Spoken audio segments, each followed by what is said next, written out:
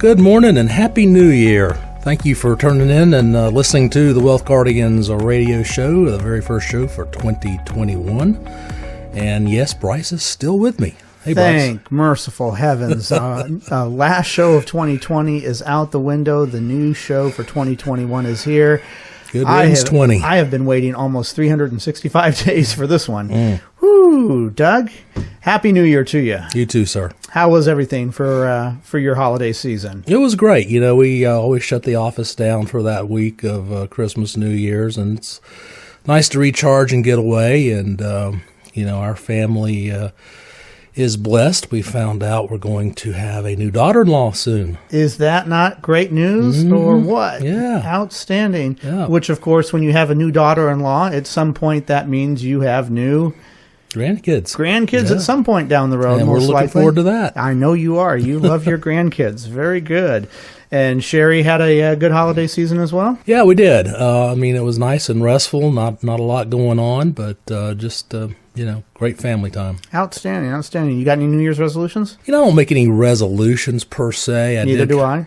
I did kind of do a crazy challenge to myself. What is that? So I challenged myself to do 1,000,000 meters on my rowing machine this year. Now, you got a rowing machine, so you just got it, or you've had it? No, I've had it. You have? Okay. Yeah. I've just gotten back into rowing pretty seriously. Okay. It's great exercise. How many hours is 1,000,000 meters? Well, let's see. I mean, is there even 1,000,000 seconds in a year? It takes me about 24 minutes to do 5,000 meters. Okay. 1,000,000 meters is a little over 600 and some miles. So if you break the math down, essentially I have to do about 20,000 meters a week. Okay. All right. Which is doable. 4 days working out, that's 5,000 per exercise. That's good. Okay. Very good. All right. So power to you on that one.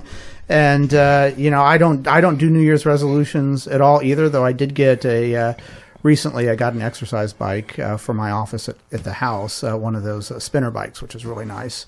But as far as Belle and myself, we splurged for the holidays and got ourselves one of those full-blown zero-gravity massage chairs for the living room. Kicked out one of the recliners and put that in there. Man, I tell you, that is the best money I've ever spent. I just sit in there for an hour a night and just let that thing go to town on my back. It is wonderful. So you got to come over sometime and try it. You guys will probably end up getting one of those massage beds to go with it. One of the magic finger things like they used to have in the hotels. I don't know about that, but it dropped the quarters in. Yeah. But it's good money. I'm very happy for it. So I'm happy for you. I'm happy for ourselves getting the massage chair, and I am happy for 2021 and what that means for the Wealth Guardians. We really do look forward to seeing all of our new clients that'll be coming through our doors this year. You know, a lot of people retired in 2020. Unfortunately, a lot of them that weren't expecting to retired, though they weren't planning on it. And so, folks, if you think that you are planning on retiring in 2021, well, then we would love you not just to tune in today, but tune in every week at this time on this channel and listen to what sound advice we might have on retirement planning. And this is going to be the start of it for 2021. Yeah, you know, in today's show, I think we got a good one lined up. We're going to talk about retirement lifestyles. What can you expect when you go into retirement? What do you want to do? That kind of thing. Different people have different plans, different ideas. They sure do. You know, before we get going here, let me start the new year out, as we always do, starting the show out by the right way, saying thank you so much to all of our veterans, our first responders, for whatever you do, and especially you folks out there putting the vaccine in people's arms. We appreciate you so much. Absolutely. And I want to give a special shout out to the kids out there that might be listening. If your mom or dad was not around for the holidays because they are dedicating their time and their service to our country, kids, thank you. You too are heroes. I know that you're making a little sacrifice out there by not having your mom or dad around, but the rest of us, and especially us at the Wealth Guardians, do appreciate that. Thank you, and thank your mom and dad for us, because we do appreciate their service as well. So one other great thing that happened, I guess it happened really before the holidays, is Sherry and I reunited with my best friend's widow. Okay. I know that sounds kind of weird.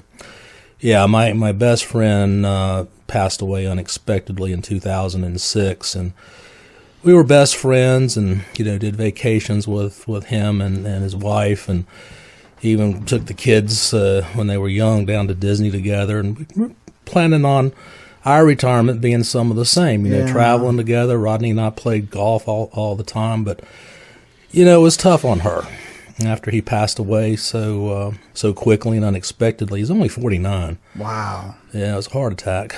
And she had a tough time being with us because it just reminded her too much of Rod. Yeah. Anyway, long story short, we reconnected, had a great time right before the holidays. She is a school nurse in the DOD system at Fort Bragg, and she is contemplating retirement. And like many people going into retirement, she has a completely different idea of a lifestyle. Okay. She's still a widow, still unmarried, hasn't really met anybody yet. But her goal is to have 2 houses, the one that she has now in Fayetteville. Okay.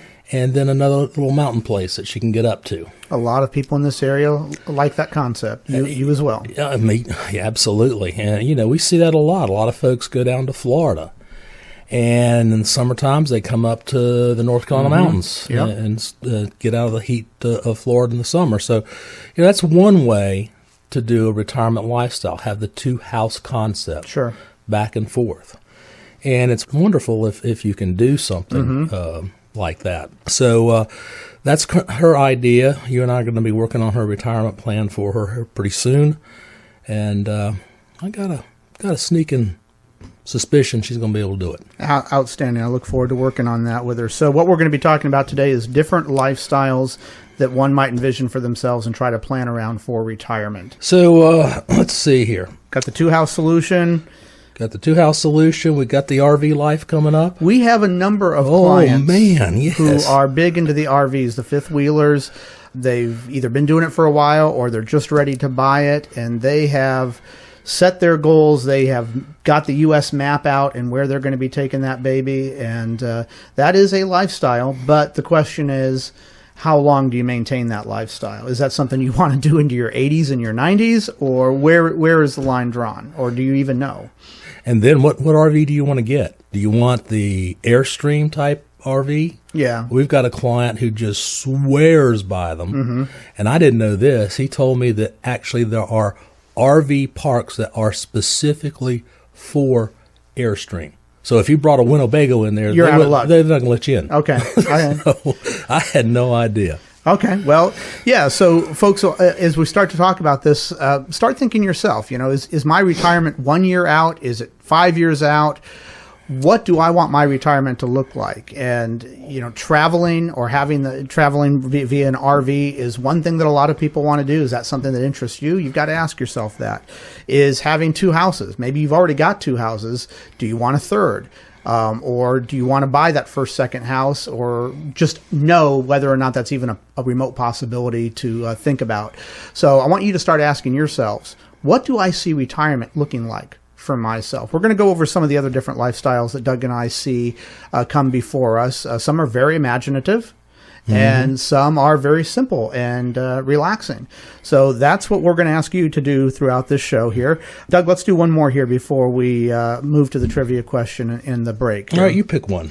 Well, let's go to the kind of the polar opposite of the RV life is the front porch. Yeah. And, some people have worked hard their entire life, or like my stepfather, he was an engineer with one of the big war machine companies, and he hated traveling. He hates traveling now, and all he wants to do in retirement is relax. And he does some things around town, but the last thing he wants to do is get on a plane and go anywhere. He did that his whole work life. So sometimes folks just want to sit on the front porch, have some music going, maybe work in the front yard, do a few little things with their neighbors. That's a complete opposite of somebody who maybe has not been able to travel much and they want to get out in that RV. So complete opposites, and we see them both all the time in here, don't we? Yeah, and I can understand somebody whose whole working career they spent, as a road warrior. My dad was one of them. He left on Mondays, came back on Fridays. Yep. And, hotels get old pretty quick. They do. They do indeed. So, folks, if Doug and I are really passionate about helping people in the triad become well prepared for retirement. And, just as we do each week on the radio, we want to invite you to call us or go online and secure a complimentary financial review with our team. We did it all through 2020, and we want to do it now through 2021 as well. Yeah, and I want to challenge you to take action and do it right now. Not because I'm trying to be pushy, but it's kind of my first step in coaching you to a better financial place. I know from years and years of experience that those who procrastinate make the most mistakes, and they regret not taking action sooner. They absolutely do. So, folks, take your first step in 2021 to getting a full-blown financial plan, one that'll go out and to you and through retirement by calling us at 336-391-3409. That's 336-391-3409. Or go online to thewealthguardians.com and click the blue button to schedule your second opinion with us right now. So, Doug, it's Stump Me time, right? It's Stump Doug time. 2021, we're going to break out I think an easy one for you here. So here's our trivia question before we go to break. On January 3rd, 1959, Doug, you were about 5 years old at this point. No, younger than that. Okay, sorry. The USA upgraded the Stars and Stripes, Old Glory, from 48 stars to 49 stars with the addition of Alaska. My question to you and everyone else out there, how long did the 48-star flag wave? Oh, good question. All right, folks, stick around through the break. We will be back in just a few minutes with some more lifestyles of the retired and more Wealth Guardians info for you. Stick around. And welcome back to the Wealth Guardians radio show, the first one of 2021. Thank you for sticking around for us through the break, folks. If you're out there, and I know that you are because you're listening to me, and you're 5 to 7 years from retirement, and you want to confirm that you are making the best decisions for your retirement, whether it's in 2021 or 2022, or sometime shortly thereafter, well, we still have good news for you this year, just like we did last year. We offer a no-cost, no-obligation second review so that you can learn how we help you retire the job, yet keep the paycheck. All you have to do is pick up that cellular device or that landline and dial 336-391-3409. 336-391-3409, or visit us at www.thewealthguardians.com. So, folks, before we went to the break there, we had a trivia question for Doug and for everybody else out there. And the trivia question was this. On January 3rd, 1959, the USA upgraded Old Glory from 48 stars to 49 stars with the addition of Alaska. The question is, how long did the 48-star flag wave? And Doug, you were in your prime back at the... barely 2. All right. I guess I can't do math very well. I thought you were about 5. No. Okay, so you were barely 2. So you were in your prime. How long did the 48-star flag wave? Well, I guess that would require me to know the states before Hawaii and Alaska that got admitted to the Union, and I'm drawing a blank. Okay. I'm going to guess 30 years? Well, no, 48 stars to 49 stars. Oh, okay. So Alaska was became the 48th. Oh, Alaska was 48. 48th. So when did we start waving the 49-star flag is my question. I don't know. Okay. So I might have just said that part incorrectly. On January 3rd, 1959, the USA upgraded the Stars and Stripes from 48 stars to 49 stars. How long did we wave? I did say this wrong. How long did we wave the 49-star flag? Oh, okay. Yeah, not long. That's true. That's true. Not long. Don't even think it was a year, was it? Nope. It was not even a year. It was 7 months and 18 days because Hawaii became a state only 7 months after Alaska became a state. So if you go out there and you find one of those antique shops or whatnot, a 49-star flag, it's got to be valuable. It didn't fly for a long time. No. So, yeah. So there you go, folks. If you got that question right, congratulations, Doug. I might have said 48 instead of 49 on that. That's a great way to start out 2020, isn't it? 2021. Well, you stumped me, though. Okay, well, I stumped you because I might have said the question wrong. That's a great way to start this off. All right. So what are we talking about here, Doug? We are talking about the different lifestyles that people might think about engaging in retirement. And we talked about in the first segment the two-house solution, people who might want to have a house down here or somewhere else, and then a house up in the mountains or whatnot, and kind of a summer home and a winter home type of thing. We talked about those who want to get an RV or get their RV all customized and hit out on the open road and see all the places there are to see. We have a lot of clients who do that as well. Mm-hmm. And then we've got the people who just want to finally relax, for Pete's sakes, and not necessarily just have tea out on the front porch, but no real grand plans. They don't want to travel. They don't want to get into some going anywhere or moving or getting that second house. They just want to relax at their house, enjoy things, garden, hang out with the friends and the neighbors. We also have people who want to move to a new location, maybe where it is conducive to the types of activities that they want to engage in retirement. Doesn't mean that they want to travel, but wherever they're at, because it was convenient for work, might mean that they want to move somewhere else. I have not seen this one come up that much. The first three we talked about, that's a vast majority of what we see. But this next one's interesting. Well, it is. I think there might be a reason that we don't see it, is because probably if somebody says, hey, I want to move out of this location to another location, say Asheville, they might be looking for a financial advisor in Asheville where they're going to be living. So if they're planning on moving up there, that might be why we don't see a lot of people coming to us for financial advice and then turning around and moving, because they want to have that close connection. And maybe some of you out there came down to this area, you've moved down here, maybe because your grandkids are here. We have some people like that. Oh, absolutely, that happens. In fact, one of our Lynn, who works with us, moved down here to be closer to her grandkids. And so maybe if you're moving to this area or have just moved to this area, and you had a financial advisor where you were, but you do value that in-person type of relationship and not just having a relationship over the phone or long distance, well, then we're here in town. Yeah. We're in the Winston-Salem, greater Winston-Salem, Greensboro area, and we'd love to sit down with you as well and see what services we can provide you now that you're going into retirement in this new location. So this next one up is move to a college town. Yep. Yeah, that's interesting. Reason being, they say they want to be close to health care. They want to be able to get education if they want to go back to school, whatever. Maybe even attend some music and drama at the school. Haven't seen a whole lot of that, but although I suggest that you could classify the Triad as a college town. Well, yeah, personally. Wake, High Point, UNCG, High Point University, absolutely. We have plenty of people retiring in this area. We do, yeah. And you mentioned Asheville. Yep. That's a college town. Yep. Charlotte, not so much. I mean, we have UNCC. That's a big metropolis that I don't know that people want to retire to the big metropolis. Yeah. They want to get out of the big city. Yeah, for sure. But anyway, college towns. I hadn't thought of that, but why not? Some things that that is. I went to school in Boulder and I lived in Asheville for a while. A lot of people retire to those areas. Boulder would be a nice place.